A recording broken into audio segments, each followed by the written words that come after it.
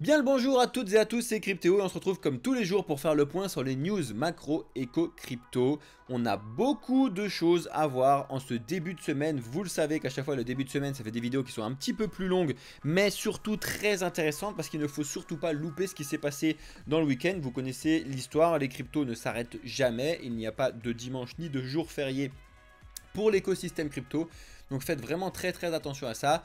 Aujourd'hui, au sommaire, on va voir beaucoup de choses. Déjà, on va faire un rapide point sur Bitcoin au tout début et Ether. Il y a 2-3 choses que vous n'avez peut-être pas vu passer, mais qui sont vraiment très importantes, surtout pour le futur de Bitcoin et le futur d'Ether. On va voir quelques news assez intéressantes sur Cardano, Solana, etc. Par rapport à ce qui s'est passé ces derniers jours sur Twitter, etc. Et on va faire un très gros point, comme d'habitude, sur le bazar SEC, Coinbase, Binance, Cardano, ADA, Solana, etc. Beaucoup de choses à voir, donc restez bien jusqu'au bout de la vidéo, ceux qui sont sur YouTube, parce que c'est vraiment à ce moment-là qu'on va voir toutes les choses qui sont très importantes à voir. Déjà, merci à ceux qui ont cliqué sur la vidéo et bienvenue à vous. J'espère que vous avez lâché votre meilleur like sur la vidéo. C'est le meilleur soutien que vous puissiez nous faire. Lâchez un commentaire, posez vos questions comme d'habitude. Ceux qui le font, merci à vous et abonnez-vous si c'est la première fois que vous nous découvrez, les amis. Alors, comme d'habitude, on se lance avec un crypto bubble ou un coin 360. On se lance un petit crypto bubble. Donc vous voyez que là, pour le coup, on a du vert, on a du rouge, on a un petit peu de tout, n'importe quoi. C'est ce qui se passait, c'est ce qui s'est passé suite à ce week-end. On va aborder ça ensemble dans 2 minutes. C'est normal, on est dans une petite période de range, on va dire, dans les cryptos, mais de grosses baisses sur certains autres projets crypto. Et tu vas voir justement pourquoi pendant cette vidéo. Niveau news macro, vous le savez aujourd'hui, rien du tout, pas de news importante. Par contre, on est sur the grosse semaine parce que vous le savez, demain on va avoir donc l'inflation aux États-Unis qui est très importante à surveiller demain à 14h30. Vous le savez, Alex il va vous en parler et on va voir tout ça avec lui comme d'habitude. Et surtout mercredi, on a bien évidemment le FOMC, la réunion du FOMC, à savoir s'ils vont augmenter leurs taux, baisser leurs taux ou laisser les taux. Actuellement, je sais que les gens là, que vous regardez la vidéo, que vous arrivez sur TikTok ou quoi, vous êtes beaucoup à swiper vers le bas, etc. C'est vachement dommage parce que c'est des choses qui vous impactent directement. Hors même de l'écosystème crypto, si vous n'êtes pas au courant des cryptos, que ça vous plaît pas les cryptos ou quoi, ok, faites ce que vous voulez, comme vous le savez. On n'est pas là pour vous convaincre. Par contre, c'est ce type de news là qui arrive demain sur la réunion du FOMC. Vous devez le savoir, peu importe où vous êtes, peu importe ce que vous faites, parce que ça va vous impacter directement. Quand je vous dis directement, c'est par rapport à vos prêts, par rapport à la valeur de votre argent dehors quand vous allez acheter votre pain. Donc vraiment, suivez le live qu'on va vous faire mercredi soir pendant la réunion du FOMC. C'est vraiment très important les amis, d'accord ? On fait un rapide point sur Bitcoin pour commencer. Donc on va voir le graphique que je vous ai mis à jour et on va voir 2-3 news sur le Bitcoin. Donc ça c'est pour ceux qui arrivent, qui débarquent. Là on est, qui débarquent sur la chaîne pour la première fois. Bonjour à vous en tout cas. Salut Midas. Salut à ceux que j'ai pas dit bonjour sur Twitch et sur TikTok les amis. Bienvenue à vous et n'hésitez pas à vous abonner à cette chaîne si vous êtes intéressé par les cryptos, l'écosystème de la finance en général, etc. Je ne suis pas tout seul. Et bienvenue dans le futur à tous ceux qui le font. Donc là on est sur le graphique du Bitcoin, donc en temps réel bien évidemment, et en données de 4 heures, donc chaque bougie fait 4 heures, d'accord, 4 heures de temps. Bougie rouge ça baisse, bougie bleue, bougie vert ça monte, pardon. Donc actuellement vous le voyez, c'est ce que je vous dis depuis quelques semaines déjà, on a entamé une tendance baissière, je vais limite vous la tracer maintenant parce que bon bref, pour l'instant je vous en parle mais là on le voit quand même vachement bien. À côté, on a le Bitcoin en 5 minutes pour voir ce qui se passe. Et là, vous savez qu'on a des résistances et des zones qui sont très importantes à surveiller sur du court terme. Les 27 200, les 26 900, les 26 270. Et j'ai remonté un petit peu pour être plus calé la barre que je vous avais mis à 25 000 initialement. Et on est plutôt sur un support résistance aux alentours des 25 200, 25 330. Pourquoi? Parce que c'est l'endroit où on est déjà venu taper 2 fois ici, d'accord? Donc le 6 juin et le 10 juin. Et c'est surtout par rapport à quand on avait bugué le 14 mars, quand on avait bugué le 17 février. Et ça remonte aussi à du 14 août. Et on peut remonter encore très loin là-dessus. C'est pour ça que cette zone-là est vraiment très importante en termes de recherche de liquidité, en termes de recherche de prix. Donc ça c'est vraiment une zone vraiment très importante à surveiller. Donc qui fait office de support actuellement, qu'on regarde donc de très près. Donc là vous le voyez, ça oscille entre les 26 273 et les 25 254 que je vous ai mis sur ce graphique. On va pas parler de 2000 ans du Bitcoin, c'est pas le but du jeu des news comme vous le savez, mais je vais vous le montrer à chaque fois parce que ce que je vous mets sur le graphique c'est vraiment très important, vous le voyez. Ceux qui nous découvrent pour la première fois, vous doutez bien que c'est des lignes que je vous ai mis depuis très longtemps, elles sont pas juste magiques là avec le graphique, c'est parce que c'est des endroits qui sont psychologiques, très importants à surveiller en termes d'informations graphiques. Mais ça c'est donc le graphique, et ce que je vais vous parler aujourd'hui, et ce que je vous parle à chaque fois que vous faites les news, c'est les news fondamentales, donc qui sont en dehors des graphiques, qui sont extrêmement importantes et que les gens ont tendance à beaucoup oublier, d'accord ? Juste avant de revenir sur Bitcoin, une petite seconde là-dessus, je voulais vous montrer donc CoinMarketCap que vous connaissez toutes et tous, j'espère. Et je veux vous rappeler un petit truc parce que actuellement CoinMarketCap, comment ça fonctionne? Vous êtes toutes et tous classés et ils ont classé sur CoinMarketCap forcément en fonction de la market cap, surtout pas le prix. Le prix là, j'ai limite envie de le désafficher parce qu'en fait le prix on s'en fiche, mais royal, d'accord? Il faut que vous arrêtiez de regarder le prix des choses, je fais que de vous le dire, s'il vous plaît. Bref. Sur CoinMarketCap, on est rangé donc en market cap, donc 1, 2, 3, 4, 5, Bitcoin est premier, Ether deuxième, etc. Sauf qu'il y a quelque chose qui est très important et qui peut vous donner une tendance de marché actuellement si on est plutôt sur de l'achat, de la vente, si on est plutôt sur sortir les cryptos, si on est plutôt sur des cryptos, sur des stablecoins, etc. Vous devez vous afficher les volumes ou en 24 heures, ou en 7 jours, ou en 30 jours sur CoinMarketCap et vous triez les cryptos en volume. Ça peut paraître bête, mais ça vous donne des informations. Et là, vous voyez qu'actuellement, sur les 7 derniers jours, c'est le Tether qui est le plus échangé. Qu'est-ce que ça signifie? Ça signifie qu'il y a beaucoup de gens qui vont échanger, acheter et vendre du Tether, donc de l'USDT. Et c'est intéressant quand ça change avec Bitcoin, par exemple. Ça vous donne un petit peu l'information. Vous savez très bien que par exemple quand les cryptos font que de monter, les USDT sont bien en dessous en termes de volume par rapport aux cryptos qui sont au-dessus. D'accord? Et là c'est un petit peu l'inverse, c'est ce qui aussi donne un petit peu le sentiment de marché. Quand on a vraiment les stablecoins qui sont vraiment très hauts, là vous les voyez que sur les 5-6 premiers, sur les 6 premiers c'est simple, il y en a 4 qui sont des stablecoins et après c'est Bitcoin et Ether en termes de volume. Donc ça c'est vraiment très important sur les 7 derniers jours. Donc ça regardez-le parce que je sais qu'il y a beaucoup de gens qui ne le font pas et mine de rien ça vous donne des très bonnes informations. Bonjour à tous les nouveaux et je vais répondre à toutes vos questions sur TikTok et sur Twitch, donc restez bien connectés, on va en parler juste après, je fais juste le point des news pour la vidéo YouTube et après je réponds à toutes vos questions.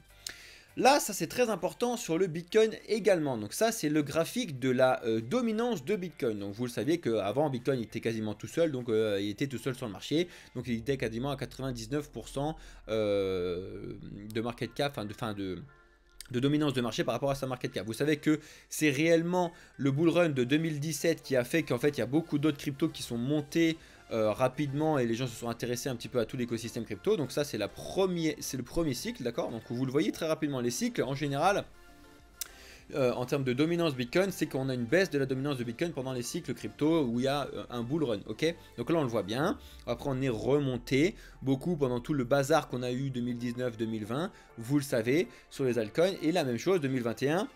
On a baissé complètement sur la dominance, donc on est passé quand même de 70-71% à une dominance aux alentours des 40%, d'accord? Et là qu'est-ce qui se passe actuellement? C'est que vous le savez, on est toujours en bear market et on a cette dominance de Bitcoin qui continue d'augmenter. On est vraiment quasiment aux 50% de dominance Bitcoin.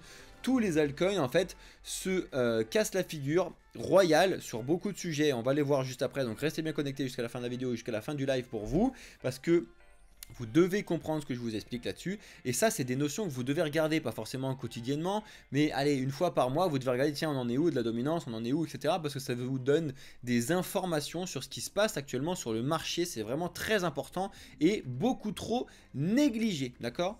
Donc ça, c'est ce qui se passe actuellement. Et justement, pour vous montrer pourquoi, vous expliquer que effectivement la dominance de Bitcoin ne fait que d'augmenter, c'est justement parce que actuellement, on a toutes ces cryptos qui ont des chutes catastrophiques.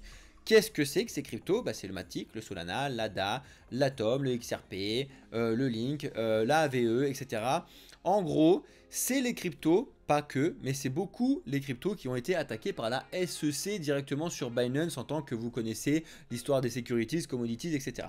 On va justement revenir là-dessus juste après, donc restez bien connectés pour que vous puissiez comprendre ce qui se passe, et quels sont les cryptos qui sont concernés. En tout cas, vous le voyez qu'on a des cryptos qui sont en train de souffrir énormément par rapport à tout ça. Je pense surtout aussi au Matic qui vraiment continue de baisser catastrophiquement actuellement, alors que ce n'était pas le cas du tout il y a de cela encore très peu de temps.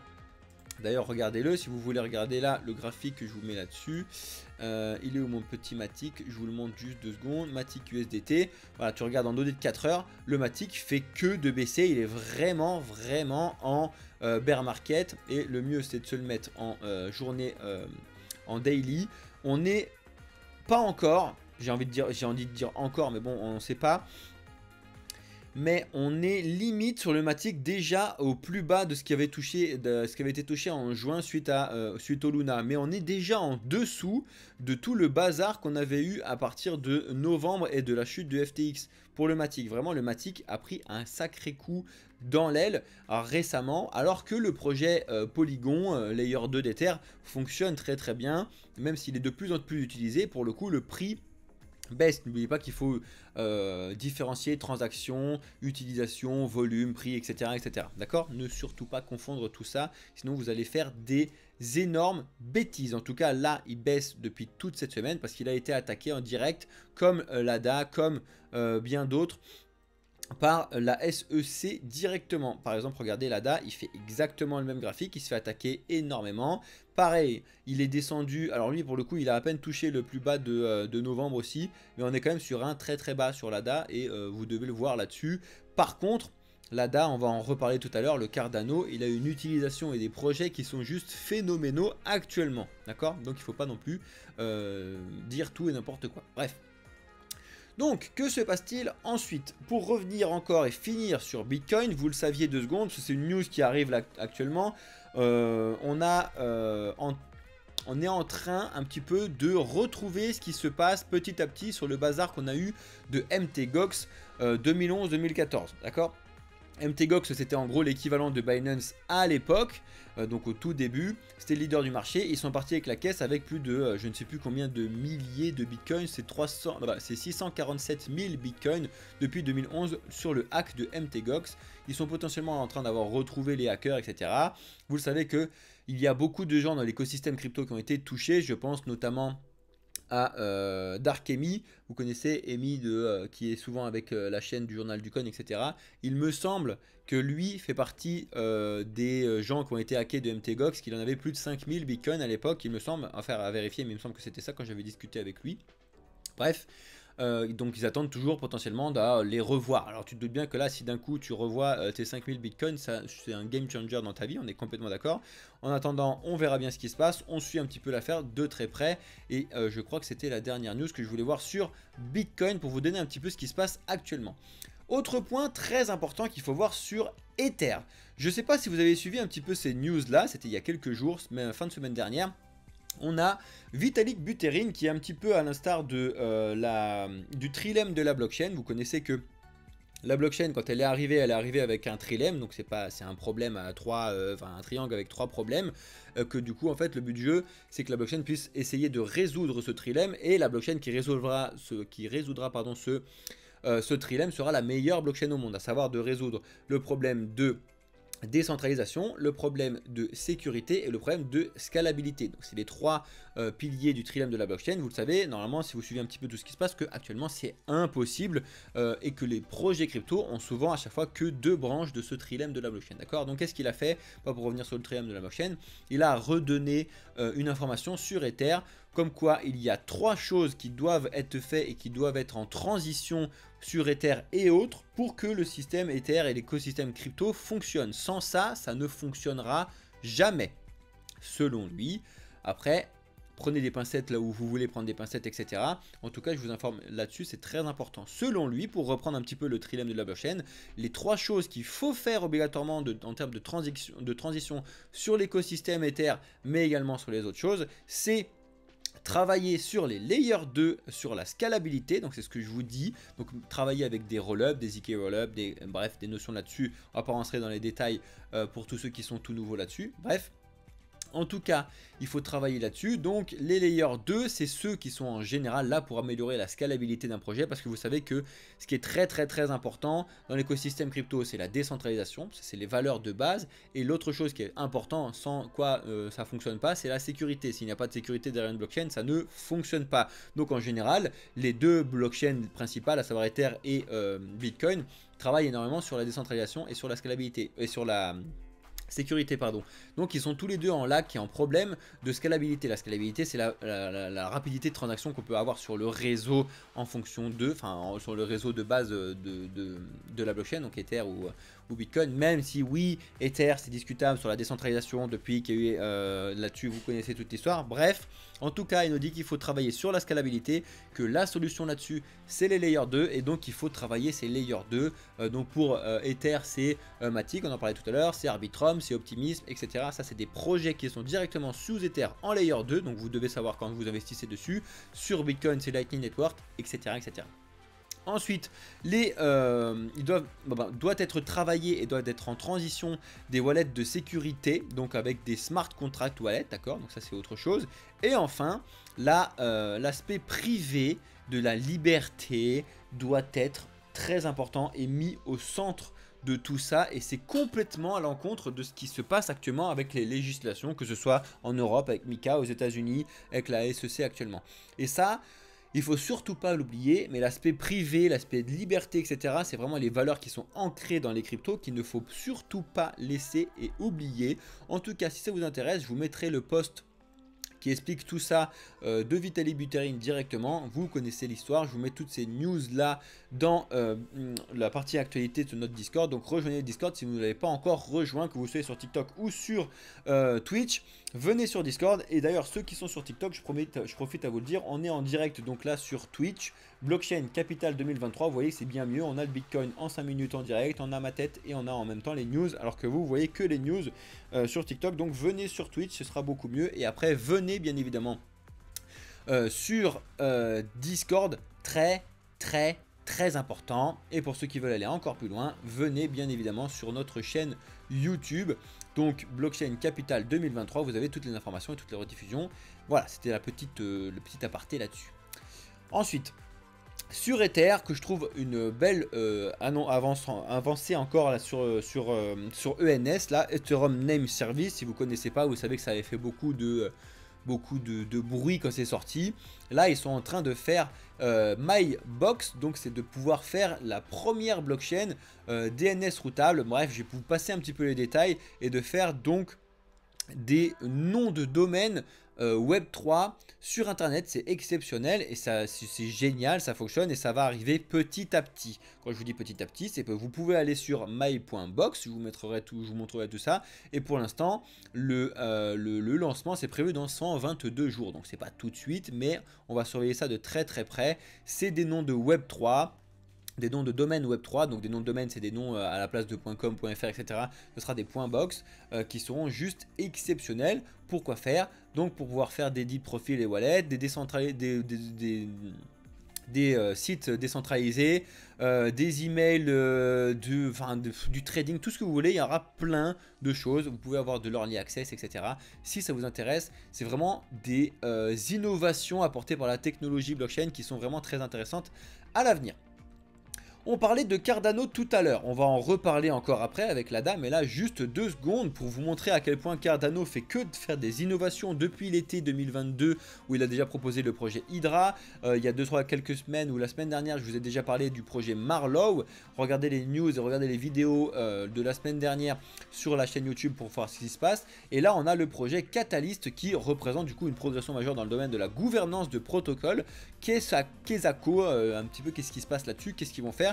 Et ben chez Cardano, pour montrer à quel point ils sont là décentralisés pour pouvoir monter le projet avec la communauté et pas juste eux dans leur coin et que la communauté suive le pas, ils ont monté le projet Catalyst. Qu'est-ce que c'est que le projet Catalyst? C'est vraiment une amélioration de la DAO, donc de la décision de tout ce qui va se passer dans le projet de façon décentralisée, de faire voter les gens, de faire voter tout ça. C'est exceptionnel et c'est ce vers quoi on tend, et ça fait plaisir d'avoir des gros projets comme ça qui, mine de rien, c'est assez dangereux pour eux parce qu'ils vont laisser et léguer de la direction en gros des décisions financières, politiques de l'entreprise, etc.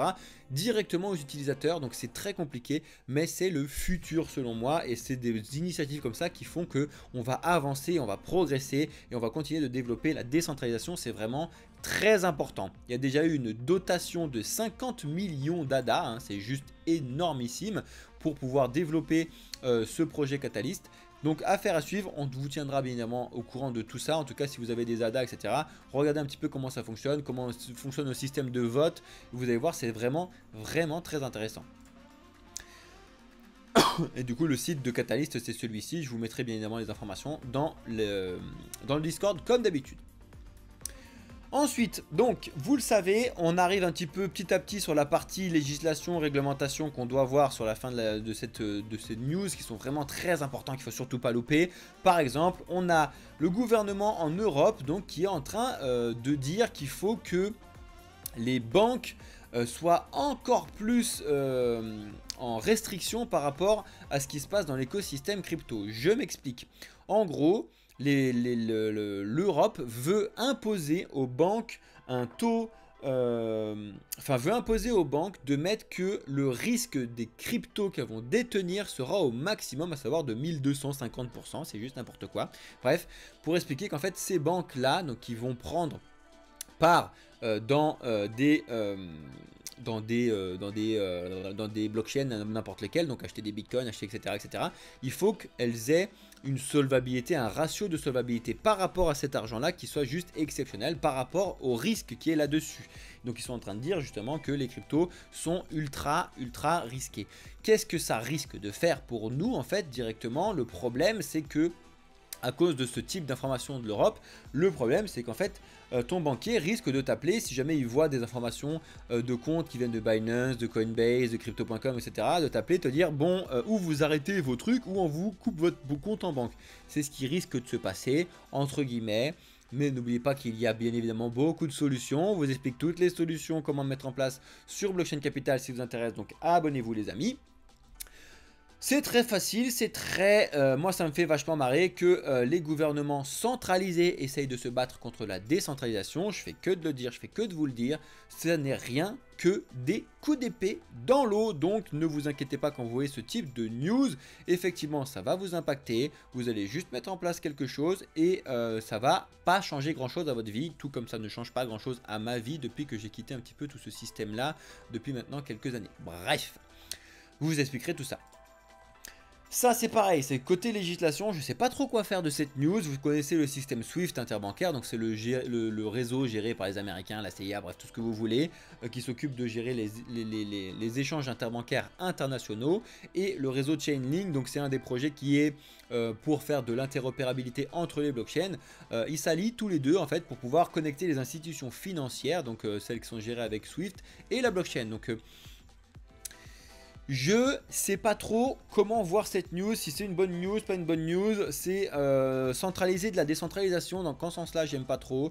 Si ça vous intéresse un petit peu de voir qu'est-ce qui peut représenter, qu'est-ce qui peut changer, surtout le système Swift actuel, c'est la norme ISO 20022, regardez un petit peu ce qui se passe là-dessus, et vous verrez les projets comme HBAR, Algorand, bref j'en passe, d'autres. Le XRP exactement, qui sont tous là pour pouvoir changer tout ce petit bazar et faire quelque chose de décentralisé. Bref, je devais vous montrer tout ça. Lisez ces articles là en tout cas si ça vous intéresse.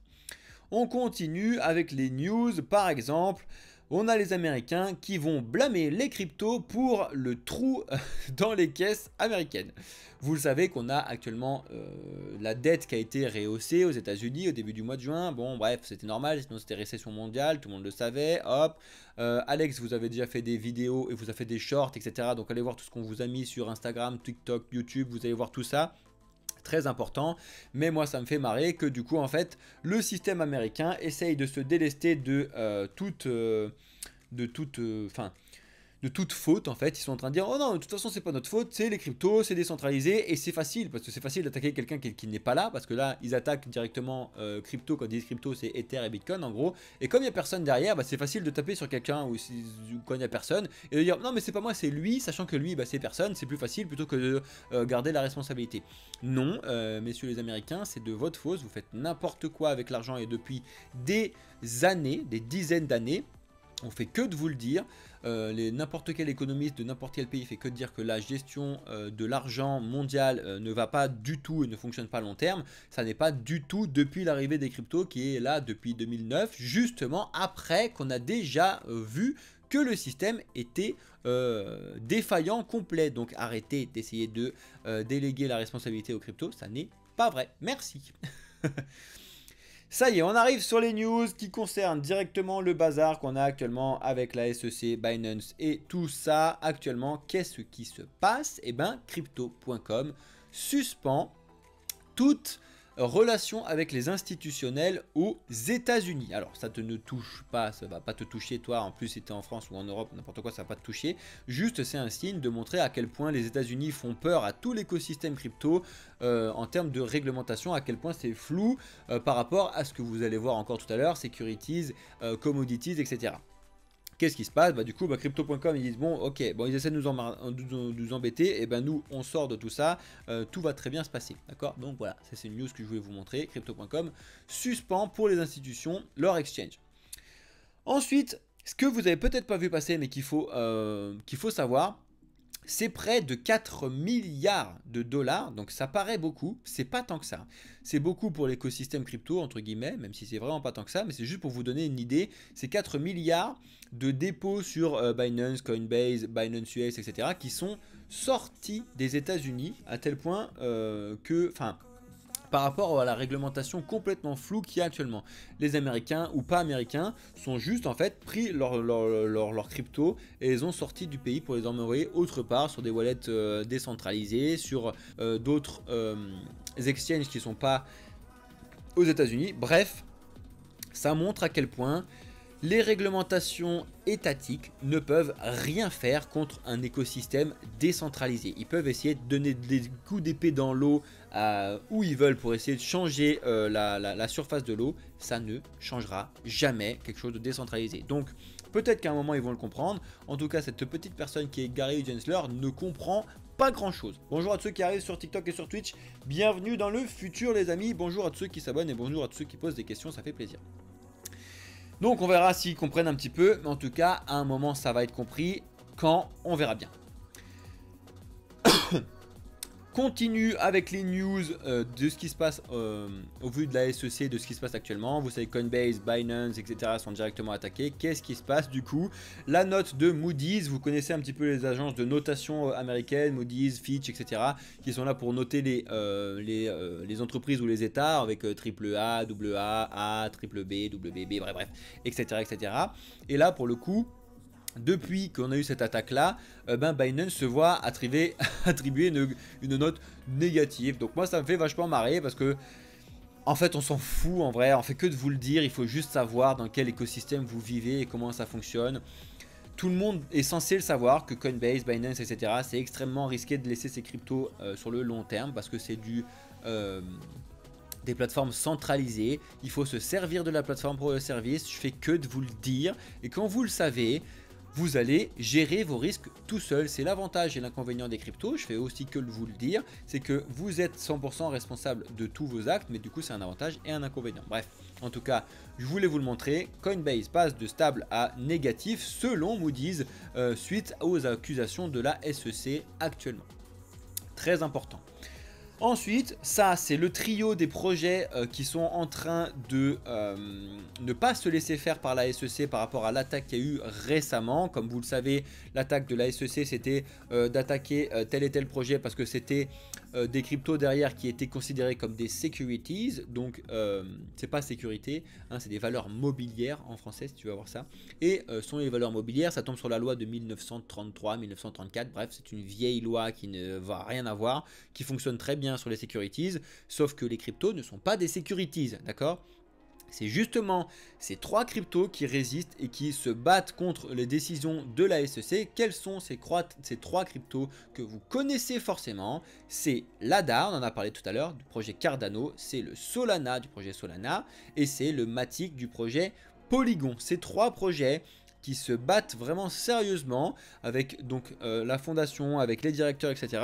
directement sur Twitter pour expliquer à Gary Gensler, donc le directeur de la SEC, et la réglementation américaine qui font absolument n'importe quoi, qu'il faut qu'ils grandissent et qu'il faut qu'ils arrêtent de marquer et de foutre un autocollant Securities de partout, là où ça n'a rien à voir. Donc si ça vous intéresse, je vous mettrai cet article là comme d'habitude. Allez voir pourquoi ADA, allez voir pourquoi Sol, allez voir pourquoi Matic se bat contre la SEC. On va voir un petit peu rapidement certains juste après, mais c'est très important à voir et très important à comprendre. Justement, on en vient, la Solana Foundation explique à Gary Gensler, à la SEC, que le Sol, donc le Solana, n'est pas un security, donc n'est pas une valeur mobilière. Donc ils expliquent avec des informations, il y a beaucoup de pubs sur cette news là, bref, vous avez 2-3 liens en dessous, parce qu'en fait, ce que je vous disais tout à l'heure, c'était par rapport à l'attaque de la SEC de Binance US, donc parce qu'ils sont directement dessus, ADA, Matic, Sand, Phil, AXS, ils vont se manifester, ils se sont déjà manifestés, mais en plus petit, parce que c'était plus petit projet, mais Solana, ça fait partie des très gros projets. Ils sont en train de se dire, bon, faut arrêter de nous mettre l'étiquette securities, commodities, n'importe quoi. Ça n'a rien à voir. Vous devez mettre l'étiquette crypto et créer une loi crypto si vous voulez. C'est en train d'être fait en Europe. C'est pour ça que là, tout le monde est en train de dire que l'Europe est pour une fois en avance sur les États-Unis avec ce qu'ils appellent j'ai un trou de mémoire avec le MiCA, la réglementation MiCA. C'est un petit peu ce qu'ils essayent de mettre en place en termes de nouveautés pour expliquer que voilà, les cryptos c'est sous cette réglementation là. Actuellement les Américains sont en train de dire bah non, les cryptos c'est sur un truc qui est ancien, c'est comme ça que ça fonctionne. Non, c'est quelque chose de nouveau, la technologie n'a rien à voir, l'utilisation n'a rien à voir, il faut arrêter de mettre des securities et ça fait du bien des gros projets, ça fait du bien d'avoir des gros projets qui se battent, Solana, Matic, ADA, contre tout ça. Mais ils se battent même pas parce que leur prix baisse, ils se battent juste naturellement parce que c'est des projets qui sont solides, très intéressants par rapport à ce qu'ils font et ce qu'ils développent, et ils n'aiment pas être attaqués sur quelque chose qui n'a pas de valeur directement et qui n'a pas enfin, qui est attaqué un petit peu pour rien. Donc c'est pareil, Cardano, il y a un expert qui a dit que justement toutes les attaques qui ont été faites et l'explication comme quoi ADA c'était un securities, il y a un expert de la législation américaine, même aux États-Unis, qui a expliqué directement que non, ADA n'est pas un securities, et il a expliqué sur un petit article là très simple que ça ne l'est pas. Donc voilà, il faut arrêter, il faut remettre un petit peu les choses dans leur contexte et arrêter de faire n'importe quoi. Je vous montrerai tout ça comme d'habitude. En tout cas, ça fait super plaisir, pardon. Et vous savez que on a Charles Hoskinson qui se bat beaucoup là-dessus. Pour rappel, ADA et Charles Hoskinson, ça a été développé à côté d'Ether, parce que Charles Hoskinson fait partie des fondateurs d'Ether et il a voulu faire autre chose. Et en gros, les deux autres projets qui sont à côté, c'est donc l'ADA à côté d'Ether et l'autre c'est, je sais plus, dans le Discord, je vous l'ai mis, on va le retrouver, c'est le Luxo, bref. Si ça vous intéresse. En tout cas, ça fait plaisir de voir des gens un petit peu qui se lèvent et qui disent non, on en a un petit peu marre d'être attaqué pour rien. Donc ça fait super plaisir. Merci en tout cas à cet expert qui explique à la SEC que Cardano n'est pas un securities. Ça fait plaisir. Voici pourquoi la SEC épargne les cryptos en Proof of Work. Ça, c'est quelque chose aussi que vous devez voir parce qu'actuellement, vous ne l'avez peut-être pas... vous n'avez peut-être pas fait attention à tout ça, mais les cryptos qui sont attaqués directement par la SEC ne sont pas des cryptos qui sont minables. Entendez-moi par rapport à ce que je vous dis là-dessus, de pouvoir faire du minage de crypto, donc Bitcoin, donc le Flux, donc ces projets-là. La SEC a vraiment attaqué les projets qui sont en Proof of Stake, donc en stacking. Parce que selon eux, le Proof of Stake c'est plutôt des securities justement, alors que le Proof of Work non, ils l'attaquent différemment, des projets en Proof of Work, mais en tout cas c'est important de savoir que justement, on pourrait se réjouir en disant que justement les cryptos en Proof of Work tout va bien. Non, c'est pour ça qu'il y a écrit ne pas se réjouir trop vite. Regardez cet article, je vous expliquerai tout ça et on discutera bien évidemment du minage comme d'habitude sur Discord. Je voulais vous montrer ça, mais là je vois que la vidéo elle court et qu'on a encore 2 news à voir. Je voulais pas non plus faire une vidéo qui met 1500 ans. Vous devez voir ça, mais vous devez vous rendre compte que actuellement la SEC a vraiment attaqué les projets qui considèrent comme étant des securities, donc ADA, Matic, machin, etc. qui sont tous des projets qui sont en Proof of Stake, d'accord, en stacking. Parce que c'est pour eux que ça a beaucoup changé. Alors que les projets qui sont en Proof of Work, Bitcoin, Flux, bref, le carénage, on peut en citer plein, qui sont des projets que j'adore parce que pour moi le minage c'est un projet qui est juste exceptionnel, enfin c'est un concept, pas un projet. Bref, Et ils sont un petit peu en train de survoler tout ça parce que justement ils sont inattaquables du fait de la vraie décentralisation et du fait que c'est complètement différent en termes de gestion que le stacking.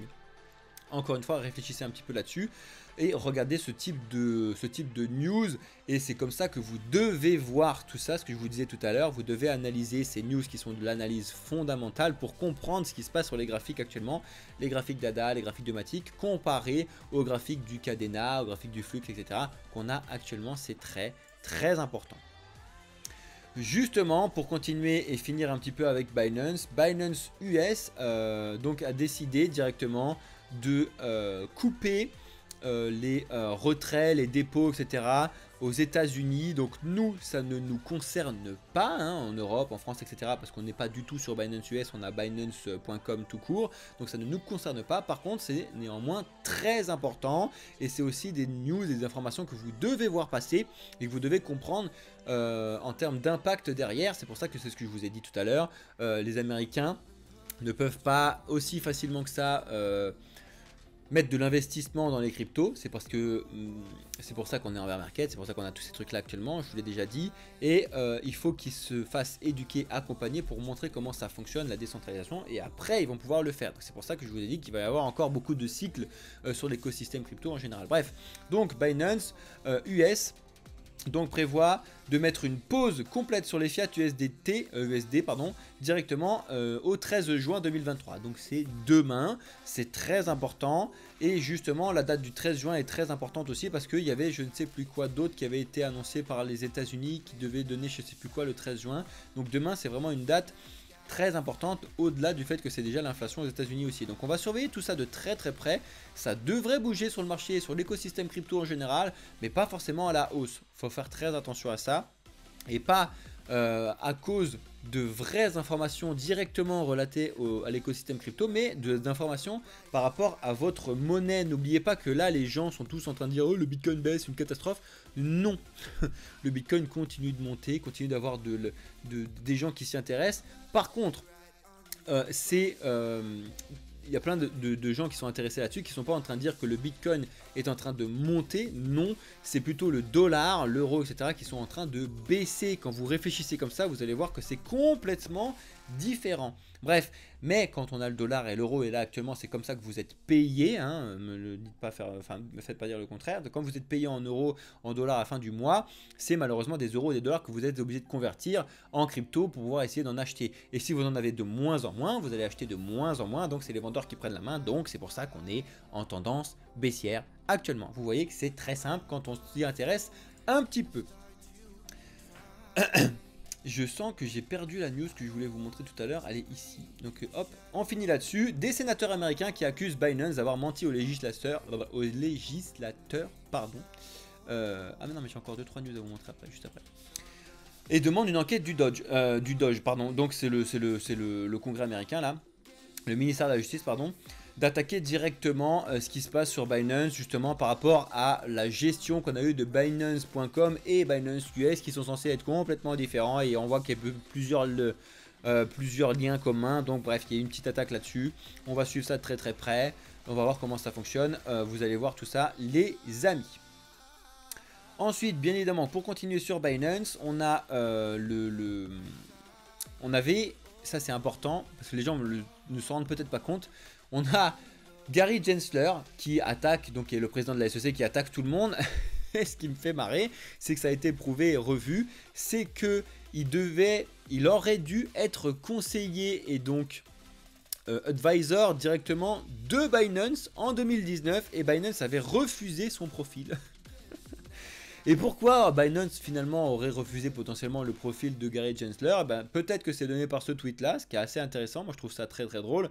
Rappelez-vous, Gary Gensler de la SEC a raté de s'occuper de FTX. Du coup on a eu de la fraude et on a eu vraiment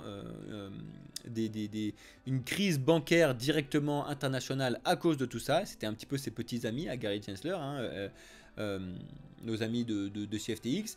Il a aussi raté de protéger les investisseurs de Grayscale, donc 8 milliards.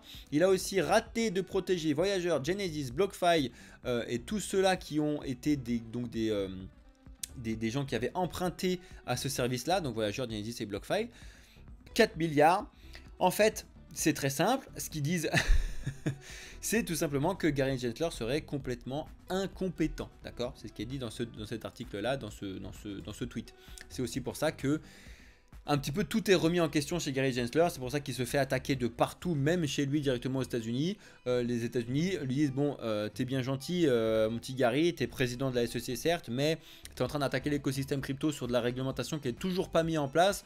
Donc pourquoi en fait? On verra bien comment ça fonctionne. En tout cas, toutes ces attaques vont, à mon avis, tomber dans l'eau au fur et à mesure du temps. Parce qu'en fait, comme je vous l'ai dit tout à l'heure, c'est justement des coups d'épée dans l'eau. Si vous voulez suivre en direct et ce au jour le jour, en temps réel, tout ce qui se passe sur le bazar qu'il y a actuellement de la SEC, de la CFTC, de Binance, de Coinbase, de Solana, Dada, etc., vous devez vous mettre cette page que vous actualisez tous les jours, donc sur Cryptost, c'est en direct la croisade de la SEC contre les cryptos en temps réel avec tout ce qui se passe avec les mises à jour. Actuellement, la dernière mise à jour c'était aujourd'hui avec Solana et Polygon qui réagissent aux allégations de la SEC, c'est ce que je vous ai dit tout à l'heure, donc qui explique voilà qu'ils font une attaque 10 juin, 9 juin, bref vous avez toutes les informations qui sont mises et qui sont récapitulées là-dessus et qui vont être récapitulées tous les jours. Donc vraiment regardez ça, c'est pour ça que je vous ai dit ça en fin de vidéo sur ceux qui sont sur YouTube. J'espère que ça vous plaît et j'espère que vous êtes bien arrivé jusque là, que vous avez lâché un like, etc. Mettez-vous vraiment cette page de côté, déjà parce que moi je vais vous en faire part à chaque fois qu'il y a des mises à jour, mais vous pourrez aller voir ça de votre propre chef, entre guillemets, avec les liens, etc. C'est très important que vous puissiez être au courant de tout ça le plus rapidement possible pour justement, s'il y a des choses à faire, que vous puissiez les faire en direct. C'est très important, d'accord ? Voilà les amis, donc on a fait le point sur les news. Je suis désolé, c'est une grosse vidéo sur YouTube. J'espère que ça vous a plu. En tout cas, il y avait beaucoup de choses à vous dire. Je vais rester en direct avec ceux qui sont sur TikTok et sur Twitch. Je vois qu'il y a pas mal de monde sur TikTok aujourd'hui, ça fait plaisir. Bonjour à vous, bienvenue dans le futur les amis. Ceux qui étaient sur YouTube, je vous laisse là. J'espère que vous êtes abonnés, j'espère que vous avez lâché un like, j'espère que vous avez bien regardé la vidéo en entier. Ça fait plaisir et merci à tous ceux qui le font. C'était Cryptéo pour le projet Blockchain Capital pour vous donner les news macro, éco, crypto comme tous les jours. Ciao les amis!